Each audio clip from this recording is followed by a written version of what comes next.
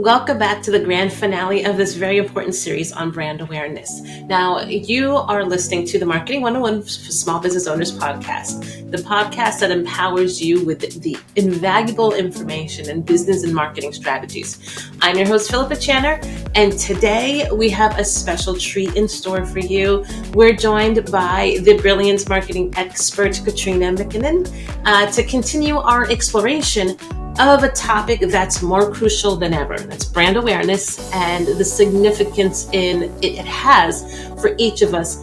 It's going to have for each of us in the coming months. So it's already been important, but it's going to get even more important. But before we dive into this enlightening discussion, I want to extend my gratitude to each of you for joining us through this podcast series.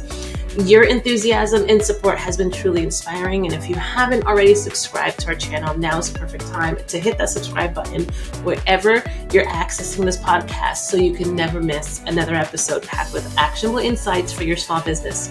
All right, in this final episode of our series, we'll uncover why brand awareness is set to become even more vital in the next coming months. I'm talking maybe 4 months, 6 months, who knows, but it's going to become very important. And more importantly, how you can start implementing it effectively in your own business strategy. All right, so joining us for this exceptional conversation is Katrina McKinnon. Again, she's a seasoned marketing expert with a wealth of knowledge and expertise and experience in guiding businesses to get their unparalleled success. So without further ado, let's welcome Katrina and embark on this exciting journey to elevate your brand awareness and take your business to the next level.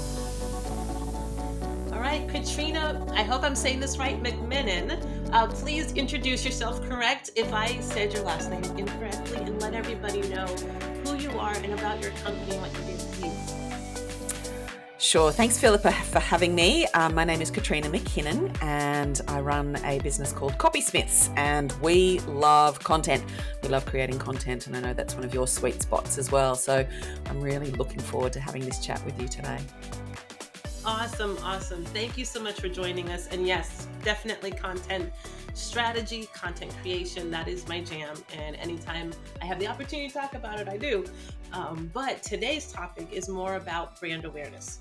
And I know I've seen a lot more traction about brand awareness lately. And so I want to know where are we going with this? What are some things that we could look forward to the future when it comes to brand awareness? And I know that's a topic you are interested in as well. So I'd love to know what you have learned over the years when it comes to building brand awareness. Sure. Well, as you know, like this, and it's been a hot topic, and I've seen it in a lot of your other episodes as well about AI, of course. Yes. And brand awareness is coming to the fore now because brand awareness is kind of the end result of Google knowing who you are in your business and whether you are who you are, whether you're representing yourself correctly. And so what's happening is, I'll sort of step back a little bit to the fundamentals, and you'll agree with this, is that people buy from people. We always buy, ultimately, we always buy from people. We don't sort of tend to allow the AIs or robots to put their hands on our wallet and take the money for themselves. We don't like that. So the best kind of transaction is when you buy from another person. Similarly, the best content is also written by people, or at least guided by people, heavily guided by people. And again, it's this authentic voice that comes through in your own writing. So if you're an authentic salesperson, people will buy from you. If you have authentic content, people will believe you. And then we step down one more into this sort of little mire of a puzzle. And we know that Google and the AI models, so these big scrapers that are going through the internet at the moment, we know that they want original content because, again, they're looking for authentic content. So brand awareness is basically, I would say, the end result of all of that. If you have an authentic voice, and you represent yourself correctly on the internet with your unique proposition, and you say who you are and why you matter and why it counts, then brand awareness grows. Brand awareness is going to be this one moat that companies have as pay per click costs increase. So there's also all this kind of kerfuffle about, well, are ads still going to be the way that people learn about our business? And I think that they will be, but content is a way of creating a snowball effect with the brand awareness. So I think that that's why it's going to become more important, is sort of people buy from people, they don't buy from AIs. The best content is based on, it creates brand awareness. And I think that the Googles of the world, and I think the AI tools of the world, are also going to want that authentic voice, which results in brand awareness. Yes. Yeah, and those tools, those AI tools, I mean, they are helpful, especially for those that are just getting started. Maybe they haven't found their true voice yet, and they need a little bit of, leg up in terms of getting the content started. But the important thing is, yes, like you mentioned, adding your own voice to it and starting to get comfortable with your own voice. I find it Yeah, to be one of the most touching compliments I get is when somebody has listened to the podcast and that's how they reached out and found me. And then when they meet with me, either virtually or in person for a free consultation, they tell me, "You're exactly like the person I listened to on the podcast. There is yeah, no yeah, difference." And I'm like, yeah. "Okay, It's good. That means authentic. yes, yes." And that's what I want for my clients as well, to be comfortable enough to just be themselves when they're presenting themselves, either in written word and when they show up on podcast or video, is to be Yeah, comfortable being themselves. The right customers will find them and like them. yeah. So that is so. In terms of the landscape of brand awareness, we know it's evolved over the past years. Do you see any trends and or foresee any trends that we should be aware of that's going to really impact the next coming months? Yeah, absolutely. So Google has, it's a great question, Philippa, because Google has literally a few days ago updated their misrepresentation policy. So the Oh, okay. misrepresentation policy, let's think of it on the opposite. Instead of saying misrepresentation, let's say who what is the true representation of you and who you are, or how are you authentic? How are you actually who you are? So with all of this AI Yeah. content that's flooding the internet, and all the, the fake avatars, and, affiliate players are Hmm. sort of making these fake profiles, fake business owners, fake, marketing, fake influencers, all of this sort of thing. Google and the AI tools that are scraping the internet, they want to be able to discern who is actually who. And so this misrepresentation policy has just come out. So they are asking us to make sure that our business identity is consistent on the internet. So, very particularly, our official name of the business is a match for our domain name, or at least it's Yeah. registered in, the business sort of webs. I don't know what they're called. They're called ASIC in Australia, but in the sort of business name registries. And so Yeah. your official name needs to be consistent across your website and all your platforms. So that's like, 101. That's like the first thing you do. Another thing to do is that your About Us Yeah. page represents your unique journey. So again, Google is looking for an About page that doesn't just say, oh, I run this business, I sell pens, and I'm the best pen seller on the planet. They want to know your journey. They want to know that, you started this pen selling company because you had this very particular problem and it was solved by XYZ. And they want to see that unique journey repeated in stories on podcasts, or on YouTube, or on Instagram. They want to see all of those stories repeated so that they can be sure that it's a match across the internet. One more thing is really simple stuff: linking back and forth to social media profiles and having a very consistent description of your business on all of those social media profiles. You need to have transparency with returns or privacy policies, delivery if you happen to sell online. So they want a lot more transparency in, exactly who you are. So things like clear contact details on the website, a phone number. It's well known that you should have the address of your business in the footer, so of your website. So again, Yeah. it's just these very clear, transparent ways of getting in contact with the business, and then those details are consistent in multiple places on the website. A few more things: reviews and testimonials, real, authentic reviews from third parties, badges, Yes. seals of approval from third parties. So what's happening is that Google it does have this trend, Philippa, where lately Google's been releasing these updates constantly saying, we want to see your experience, we want to see your expertise, your authority, and whether we can trust you. And that little algorithm is got a little acronym of EEAT, which you probably know about as well, very well. Yes. And Yes. that EEAT, experience, expertise, authority, and trust. And then with this misrepresentation policy, these are all designed to ensure that we're not just churning out AI content, that we're not just churning out a huge amount of garbage for the sake of churning out content, that, Google really wants that connection to who the brand is. And then Yeah. the brand awareness will grow for that brand because Google will trust your website because you've connected all the dots with who you are and your identity, and then it will allow that brand awareness to happen in search. I really appreciate that they're doing this, because that's something I have always encouraged my clients to do is be consistent across the platform, show up the same way, make sure your profiles are consistent, because it's not only now that, it's good that Google's putting their name to it too, but the same way as if a customer's researching you Yeah. and they're trying to find out more information about you and they're going to different sites, they're going to your social media, they're going to different websites, they're checking out different blogs, and if they see a different branding on each platform, they're going to get confused. They're not going to Mm, know who you really are. And they're not going to show, they're not going to be sure if they're following the right company because it seems different each time they go to somewhere else. And yeah. so it's good all around, human wise, and now obviously algorithm wise for Google. It's beneficial to make sure that, yeah, your branding is consistent. Yeah, there's this tone of voice thing that's coming through now as well, and you'll be seeing this in your content work, and your strategy work. Is that tone of voice is going to become more important because even my tone of voice as I'm speaking now, I use particular words. Your style of speaking, you use particular words. Google's now, and all these AI tools are now, OpenAI, they're now scraping these podcasts, they're scraping YouTube.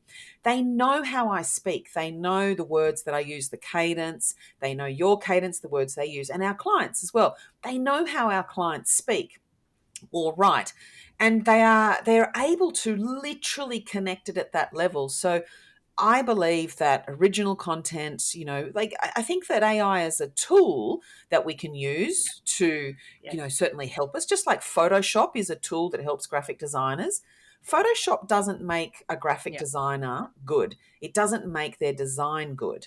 And it's the same as, say, ChatGPT and a lot of these other text, creation tools. They don't make the writing good. Yeah. They don't make the writing resonate with the audience. They don't make a connection, and therefore brand awareness, Yeah. is then deficient. So, I think that it even comes down to this kind of conversation that we're having right now that people need to be aware of is tone of voice is also so important to get your brand across in a really authentic way. Yes, yes, I love that we're saying this, because people, again, there's a lot of my clients who originally started with this perception that when I show up, either if on video or in the written word, I have to be a certain way. I have to Mm, be a professional, which, yes, I want you to be professional, but that term seems to take on a new life where they feel like they have to be somebody else and they lose their tone. And I'm like, no, people are gonna yeah, want, they want, when they see you in person and you're just talking and you're relaxed, you mm, use certain words and phrases and a certain slang that should be there in your content yeah, as well. Again, if they like you, they're gonna like you. yeah, But it's hard to convince some people. Sometimes they have that perception of what showing up should look like, yeah. and Well, breaking it's that hard. down It's is hard to something. find the time to really show up Yeah. properly. It's hard to do that work. And I think that people see these shortcuts, and I completely understand it, but they do see these shortcuts of, well, if I can just get the AI, if I can just get someone else to do this really quickly for me and cheaply for me, um, that'll do. But I Yeah. also think that brand awareness and sort of content creation it's like running a 100-meter race. If you Mm. get to the 60-meter mark the fastest, it doesn't matter. because someone slower than you just jogs past and still gets to the ribbon at 100 meters. And that's what's happening with all this AI content that Yeah. people are producing, this massive amount of sort of garbage that's filling the internet. They're running to the 60-meter mark. And as you're saying, like if the clients don't have their real voice or their real personality or their unique point of view for their product or their story embedded into the content they create, they will get to that 60-meter mark. And it's simply by, I always sort of say to my children, you don't have to be the best in the class. You just have to be 5% better than the kid next to you that's, maybe not trying as hard or whatever it might Yeah. be. So, and it's so easy to just do that one extra thing that someone else is not doing. And that's what leads Yeah. to winning the race. You don't have to be the fastest. You just have to take that extra step. Yes, and sometimes that race too, if you are taking so much time and energy, again, trying to put on a persona that's not you, that Yeah. takes a lot more work than just showing up. Yeah. If you just Yeah. show up, you could record a podcast one go through, never have to redo anything, don't really have to edit because you just showed up. But when you're trying to do something else, that's when oh, I didn't sound right. Let me do it over. Oh, I didn't like this. Let me do it over. And you slow yourself down because you're looking for a level of perfection that's not authentic. So I love this conversation. And I know one thing we talked about social media platforms and being consistent on all of the platforms. One question I have when it comes to building brand awareness is how can a small business really, I guess, stand out and effectively cut through the noise when it comes to just everything going on and get the attention of their audience? Is there anything we should be doing Yeah, to it's really tricky. stand above it? I think that visual identity matters a lot because that's the first thing that hooks someone. So if you look at our visual identity, we're very strong colors. We've got yellow and black, and then we've got a lot of illustrations that are kind of a little bit quirky and old world. Like we might have, we've got like an old style typewriter that's sort of cross-hatched drawing that's got wings on it or something, or we've got a Yeah, megaphone that's walking along and it's only legs and then a megaphone on top, but it looks like a little character, and it's all very hand drawn. It's sort of from the yeah, 1960s, sort of 50s. And so again, our visual identity stands out. It's very strong. And so it's very recognizable. So I do think it's important the first thing is to create a very strong visual identity, because yeah, that's the thing that hooks people initially. And then the second thing, of course, is you do, as a small business, I believe you've got to try and pick one platform, one channel, and get really, really good at it. You've got to work out where your customers are, and then yeah, that channel's the only channel you really need to show up in. And then you have to show up a lot in lots of different types of content. You can use AI tools now. This is the thing we've noticed in the industry. I'm an admin for a group, a Facebook group with 35,000 freelancers in Kenya. And nice. we're noticing that a lot of people are losing jobs. They're losing their jobs.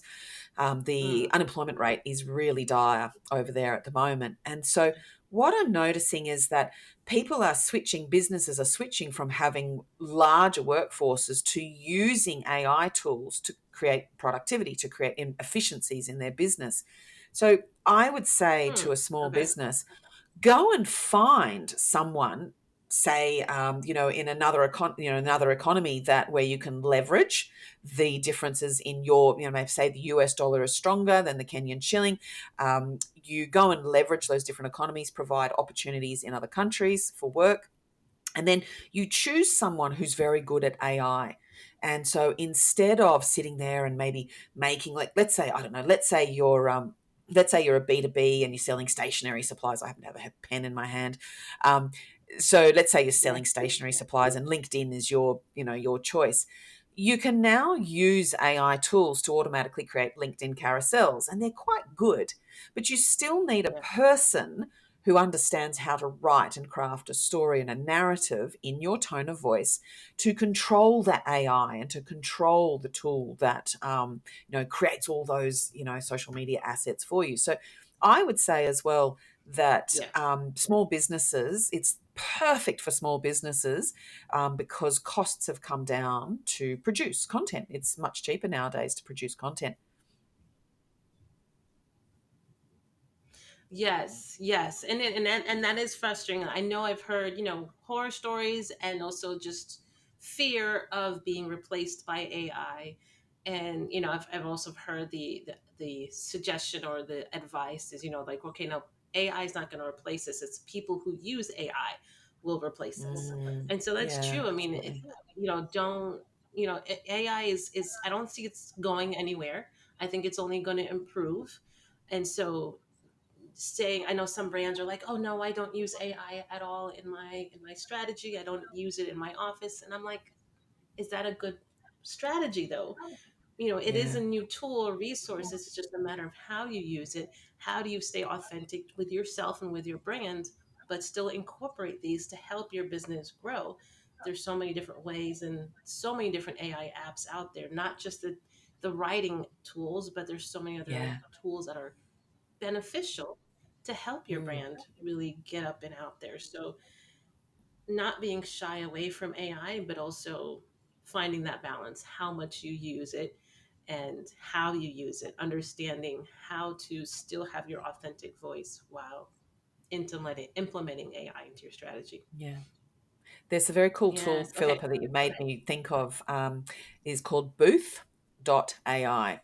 And so Booth.ai is a perfect Oh, really? example. So Okay. let's say you sell a particular product. Let's say I don't know, you sell a vase. I've got a vase sitting in front of me. Let's say you sell a flower vase, and this tool, Booth AI, can put that vase into all sorts of different situations. So let's say you're trying to sell to someone with a boho chic aesthetic. You can literally get Booth to place that vase, flower vase, I should say, your accent, but the vase, into a boho chic setting. Or let's say you want a summer vibe. So again, you can instruct this tool, well, I want a summer vibe. And that's great for the season. So it means you've got this same product that you might sell, but you can use the AI now for a few cents to produce lots of different content that will resonate with your audience as they are shopping for that particular product for the season. It might be Christmas, so you can put a Christmas theme around it, but it keeps it fresh. So it's so much Yes. easier now for small businesses to keep it fresh. Yeah, and because now you don't have to worry. Oh, I don't have a photographer, and I don't have all these settings to take pictures of my product in these areas. Now you can have it in those areas and be able to produce the content that shows how your product can be used all around the year. I love it. That is fun. All right, and then one, back to small businesses. That's my passion as well, content marketing and small businesses. And so, how can smaller business or even newer business, especially just getting started up, um, really, as we're new and small, how can we Hmm. compete against some of these bigger brands that have obviously a lot more resources, a lot more assets behind them, bigger teams? Are they any cost effective strategies that they can use that still yield some pretty good results, or are they stuck to like their local area? Oh gosh, that's like how long is a piece of string? There's a couple of things in there that small businesses, if you can get, there's a wonderful piece that was written probably 10 years ago, and people can, listeners can Google it, 1,000 True Fans. And the premise is that if you can Oh, find 1,000 people that absolutely love your product, um, then you've got a community for life that will support you. But it's 1,000 true fans, and you can imagine, 1,000 true yeah. fans at $50 a month, what that translates to. The other premise that that small businesses have is if you absolutely have a passion for solving a problem that you have, and that problem really truly resonates with you, again, you can find an audience. So it's really about. I've got a friend Rob that talks about finding the fire hose. You, as a small business owner, you must find your fire hose that keeps feeding your business. And that can either be social media, it could be podcasts, whatever it might be. But you've got to find that fire hose. I'm sort of mixing the analogies here, but fire hose of those 1,000 true fans.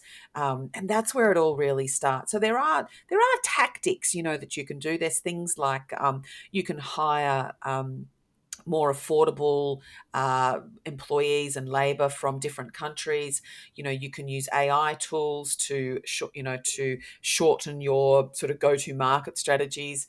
There's so many tools out there. It's always very easy to start a business.